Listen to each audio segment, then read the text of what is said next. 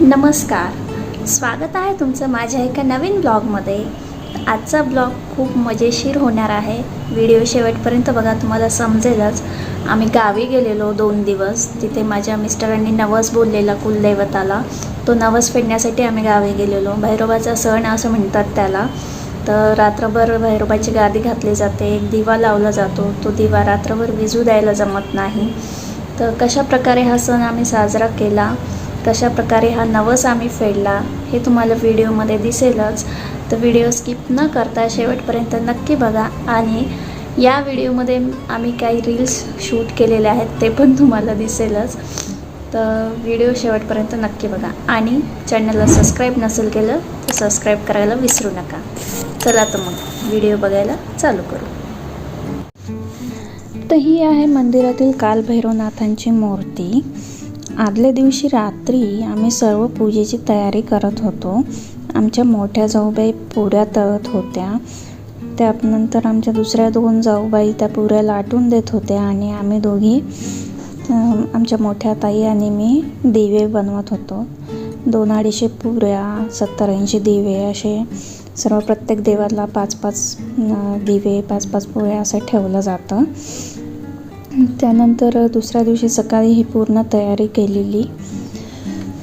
आरतीचं ताट, कलशाचं ताट, त्यानंतर नैवेद्य, हे असं पत्रावळीवर भातावरती पुऱ्या आणि पुऱ्यांवर 5 दिवे ठेवून दिवे लावले जातात।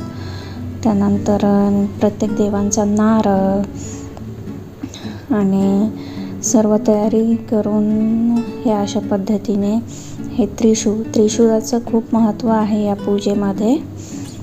तर हे त्रिशूळ घेऊन मंदिरात जातात आणि मंदिरामध्ये या त्रिशूळाची पूजा करून परत घरी आणून ठेवतात। हे आमचं गावाकडील देवघर आहे।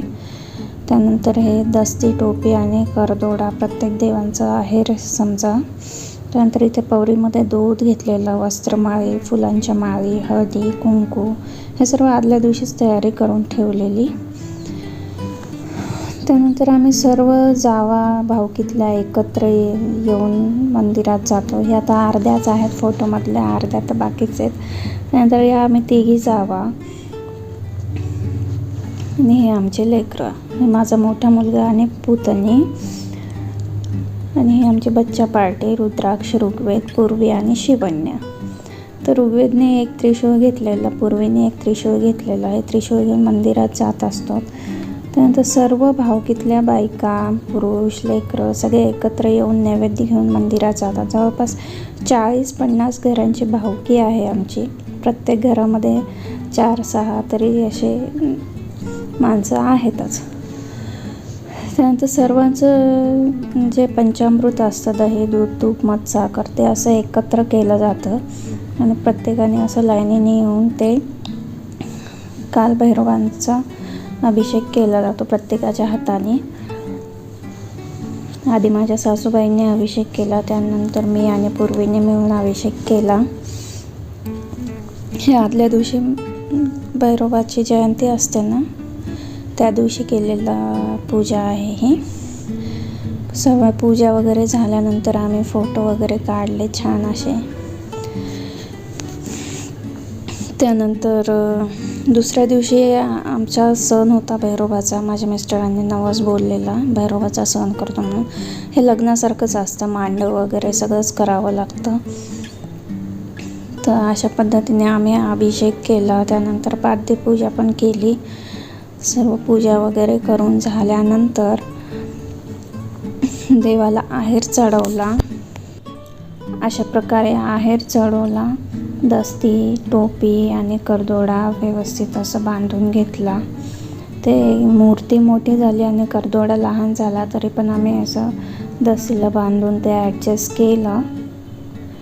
सर्व असं व्यवस्थित पूजा वगैरे करून त्यानंतर मंदिरामध्ये पण मांडव घातलेला असतो, त्या मांडवाखाली त्रिशूळाची पूजा केली जाते आणि त्रिशूळची पूजा झाल्यानंतर आरती वगैरे करून मग घरी येतात सर्वजण। तर अशा प्रकारे इथे त्रिशूळाची पूजा करत होतो मी आणि माझे मिस्टर।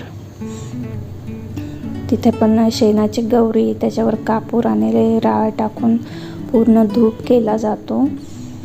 धूप वगैरे करून त्रिशूळाची पूजा करून मग आरती केली जाते आणि मग प्रसाद वाटला जातो.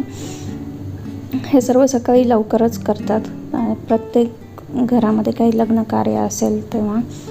त्यानंतर घरी आल्यानंतर दुपारी टाईम होता, तर काय करायचं म्हणून आम्ही रील शूट केल्या. आमच्या मोठ्या जाऊबाई पहिल्यांदाच असं काहीतरी व्हिडिओ बनवत होत्या. तर आमचे सर्व व्हिडिओज तुम्हाला माझ्या इंस्टाग्राम अकाउंटवर बघायला मिळतील. त्याची लिंक मी डिस्क्रिप्शनमध्ये दिलेली आहे, तिथे जाऊन फॉलो करायला विसरू नका. त्यानंतर बच्चा पार्टीसोबत पण एक रील शूट केला आम्ही. तर बच्चा पार्टीसोबत रील शूट केल्यानंतर मग मी आणि माझ्या लहान्या जाऊबाईंनी तर एवढे फोटोज व्हिडिओज काढले, विचारता सोय नाही. ही माझी जाऊ कमी आणि मैत्रीण जास्त आहे. कोणीही असं बघितलं ना नवीन व्हिडिओज वगैरे, तर कोणाला वाटणार नाही की आम्ही दोघी जावा आहोत. प्रत्येकजण आम्हाला बोलत असतं की किती छान राहता, तुमची बॉन्डिंग किती छान आहे. तर आहे आमची बॉन्डिंग छान, प्लीज नो नजर हां. तर अशा प्रकारे आम्ही पूर्ण रील वगैरे काढले. हे सर्व रील्स इंस्टाग्रामवर बघायला भेटतीलच तुम्हाला. त्यानंतर मस्त असे व्हिडिओज वगैरे काढून खूप एन्जॉय केला आम्ही पण आणि आमच्या मुलांनी पण. त्यांचे पण व्हिडिओज आहेत, तुम्हाला पुढे दिसेलच व्हिडिओमध्ये. तर मोठ्या जाऊबाईंना जसं सांगितलं तसं त्या करत होत्या. आधी तर तयारच नव्हत्या, खूप लाजायच्या त्या, पण जबरदस्ती आम्ही व्हिडिओ बनवून घेतले त्यांच्याकडून पण. त्यानंतर ही माझी मोठी पुतणी शिवण्या, हिला तर व्हिडिओज फोटोज मेकअपचा एवढा शौक आहे. आंटी असं करू, आंटी तसं करू, आंटी हा व्हिडिओ, आंटी तो व्हिडिओ. प्रत्येक फंक्शनमध्ये तिने ठरवून ठेवलेलं असतं, मला हा व्हिडिओ काढायचा, मला तो व्हिडिओ काढायचा. खूप ड्रामेबाज आहे ही पण. त्यानंतर व्हिडिओज वगैरे शूट करून झाल्यानंतर रात्री या बच्चे पार्टीला झोपू घालावं म्हणून आम्ही रूममध्ये आलो. तर हे झोपायच्या काही कंडिशनमध्ये नव्हतेच. त्यांची आपली मस्ती चालू होती, धिंगाणा मस्ती. एवढ्या मजा करत होते दोघं.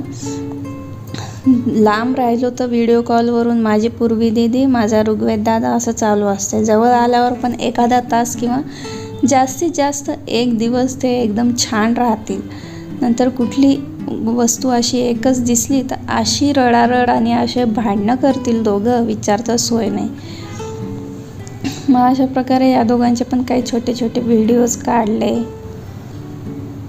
व्हिडिओ वगैरे काढून झाल्यानंतर संध्याकाळी सर्व भावकीच्या लोकांना आमचे ते जेवणाचं आमंत्रण होतं.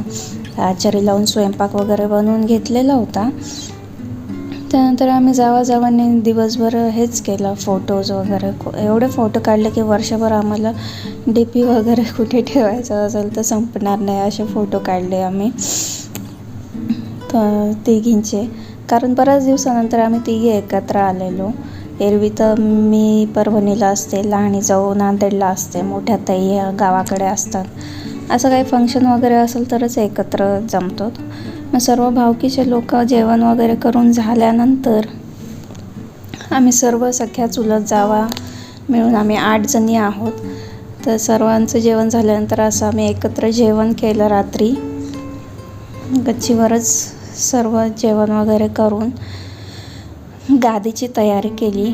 ही अशा प्रकारे गादीची पूजा मांडली जाते. मांडव घालून त्याच्या खाली तांदळाची रास टाकली जाते आणि त्याच्यावरती कलश वगैरे ठेवून पूजा मांडली जाते.